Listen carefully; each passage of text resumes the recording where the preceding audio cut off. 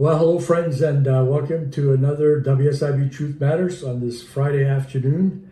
Man, it's a nice one out there. I hope you're getting ready for the weekend. I know I am, with my Friday afternoon cocktail and my favorite mug.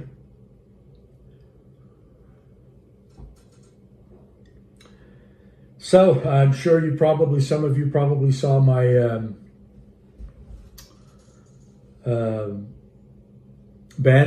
marketing banner I put out there on our Facebook page. And it talked about it's war. And, you know, it's a drastic way to get people's attention. But at the end of the day, I'm on a mission to make sure that I can reach every injured worker in the province of Ontario to help them with their benefits and to explain what's going on with this organization.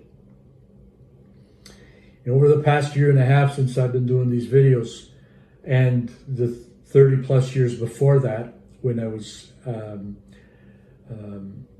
running my paralegal firm, helping injured workers, thousands of them all over the province, I've gotten to know this organization intimately and how they play and all of their nasty games, all of their skeletons in their closet, so to speak.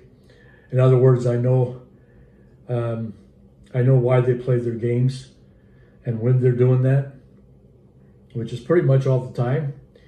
And I don't know if those of you watching, if this is your first time to the channel or if you've watched previously, but I generally tell it like it is. I don't mince words. I don't candy coat it. I don't make my disdain for this organization, or I don't hide it, rather. And over the past year and a half, I've gotten to see a lot of shit. You've probably heard me talk about this, but it's serious. It's some pretty serious stuff. These guys they're just denying injured workers, like just denying claims, and they're so flagrant. They don't give a shit. They have this attitude that they're untouchable, more now than I've ever experienced. And for some of you who've had some multiple claims, or if you're a paralegal watching, or lawyer watching, or somebody in the union, you've probably experienced this as well. It's sick. I mean, the way that they're targeting people with mental health issues that are directly related from their work, denying treatment, trying to discredit their doctors and psychologists and their psychiatrists and their therapists. It's alarming. And they're at war. They are at war with injured workers. They may not say it. They may not even want it to come across that way. But you call it what it is, and I'm calling it what it is, because I haven't seen any evidence that they've done anything or improved anything with their policies and their laws and how they just basically function that would lead me to believe that they want to be fair and just with injured workers. And you know what? I'm not going to blame it on policy, and I'm not going to blame it on the Workplace Safety and Insurance Act or the Workers' Compensation Act. I'm not going to blame it on any of that, because the acts are actually pretty straightforward. The sections within the law they're pretty straightforward. And if people were to manage and adjudicate claims by adhering to the letter of the law and to the sections of the act, and by applying their policies, they wouldn't be, let's say injured workers would be getting a lot more than what they're entitled to get, as opposed to what they're getting now. So they are at war. And what are their favorite tools of war? Well, one is to deny something that you're applying for, whether it's denying your claim, or whether it's to deny loss of earnings benefits, or whether it's to deny partial loss of earnings benefits, or medical treatment, psychological treatment. Their number one tool is deny. Why? Because they know that most people won't appeal it. And for those who appeal it, the process is so convoluted, so complex, that I don't blame you if you wouldn't know where to start. And they know that. They know that, right? So, and then there's, of course, what they're supposed to put in their denial letters and all of that. I'm not going to get into that in this video. I have talked about this in previous videos as far as what they are required to state in their denial letter in order to make that denial letter legal. And they still don't do that. So anyway, that's one of their favorite tools to deny. And the other one is to deem you uncooperative and to reduce or threaten to reduce your benefits or cut you off altogether. And I've been seeing these uncooperative letters, quite a few of them over the past few months. And I got to tell you, it's sick, and it's fucking sick. And I bet you some of these people that write those denial letters, they wouldn't even be able to explain to you why or what they wrote down. If you were sitting right there, right beside them, when they finished the letter and you look, all right, so you stated this policy or this section of the law that you use to deny this particular thing. So, okay, tell me what it is. Explain it to me. I can tell you a lot of them wouldn't have a fucking clue. Not a fucking clue. But they have these form letters now. They're form letters. They're templates. And they have certain wording, and they go in and they write whatever shit they want to put on there, whether it's true or not. They write it in there. And there's their non-cooperation letter. Well, a non-cooperation letter should have 4 key elements. One of them is why you're being deemed uncooperative. But in language that people can understand. Plain English. Like the language that makes sense. Not the shit that they came up with in their puny little brain that morning. Something that makes sense based on the facts and the evidence of your case. That's the first thing. Why you're being deemed uncooperative. The second one is they have to state the authority that they're relying on to deem you uncooperative. And that authority is under policy 220103. But it's not just stating a policy, because a policy states many different things, but explain why specifically what you're doing or not doing meets with that policy. The third thing is the date by which you will be deemed to be uncooperative unless you remedy the situation. And then the fourth element is what you need to do to remedy the situation. So, you've got 2 things here. 2 of their biggest war tools. One of them is to deny. In which case, when they deny, you have to make decisions pertaining to whether you're going to appeal it, whether you understand why they're denying, and how to prepare for an appeal, and all of those things. I'm going to talk about that in a little bit more length in my next video.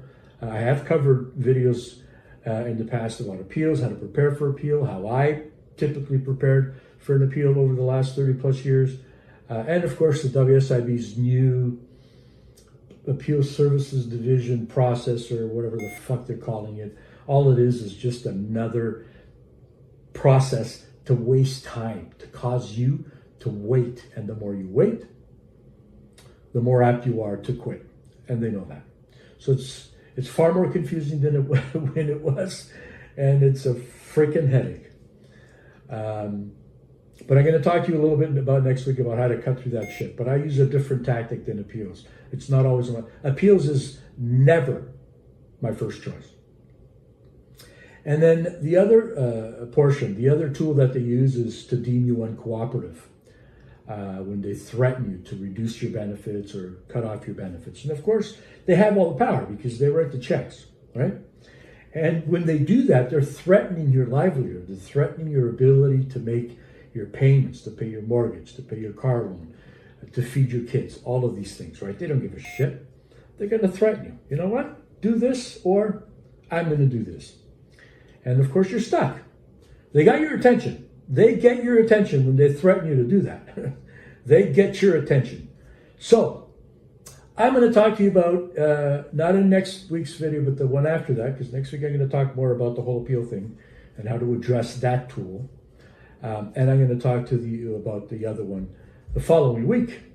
And boy, they don't like it. They don't like it. I've been using it for months now, and they're getting anxious. There's a lot of anxiety that they're getting. You know, the directors and VPs and all the fucking fat cats, right? Because I'm making them work. So I'm going to tell you how that works. The system we have in place to make sure that, you know what? They got your attention when they told you they're going to cut you off. I'm going to show you how to get their attention. I'm going to show you how to get their attention in a way that they haven't been, or that hasn't been done before, because they don't expect that from you. But they expect it from me. That's why they fucking hate me. But I'm going to show you. Because I guarantee you, when you apply this, you get their attention. Without fail. Every single time, you get their attention. All right, friends. So, anyway, we got some good content for next week and the week after that. I'm down to once a week videos for a while now. I hadn't posted the last couple of months. I've been really busy.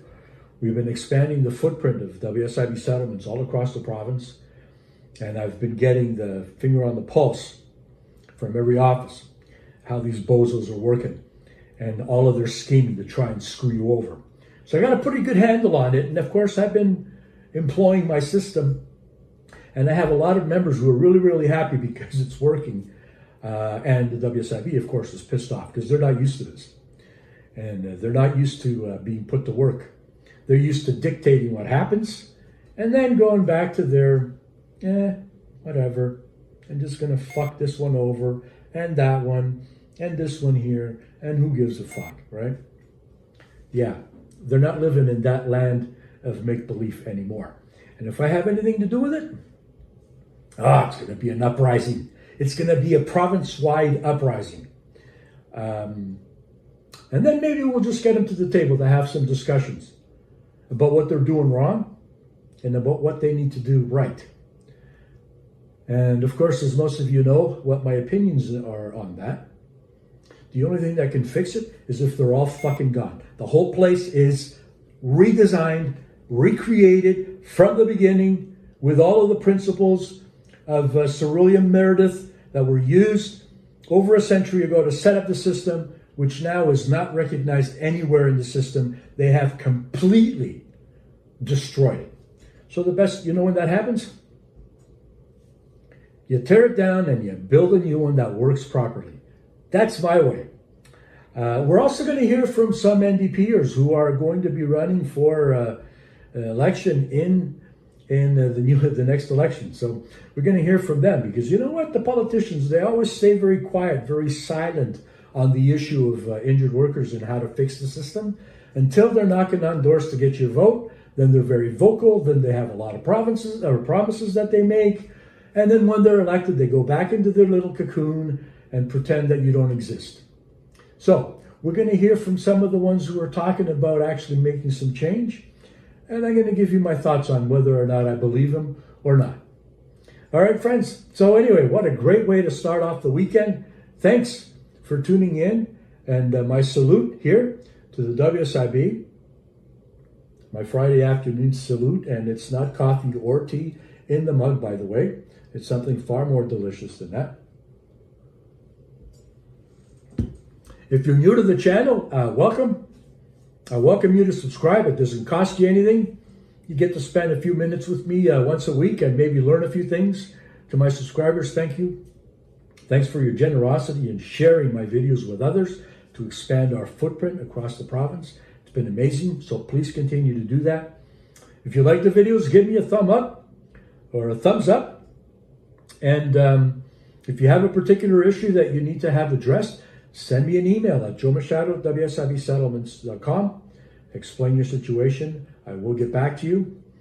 And visit WSIBsettlements.com, my company, right here. You're going to find some interesting stuff that we have that has been helping a lot of our members over the past year and a half. And we have something for you if you're having issues with the WSIB. I promise you, whatever you need, we can find it. We have it here for you. All right, friends. As always, have a great weekend. And until next time, take care.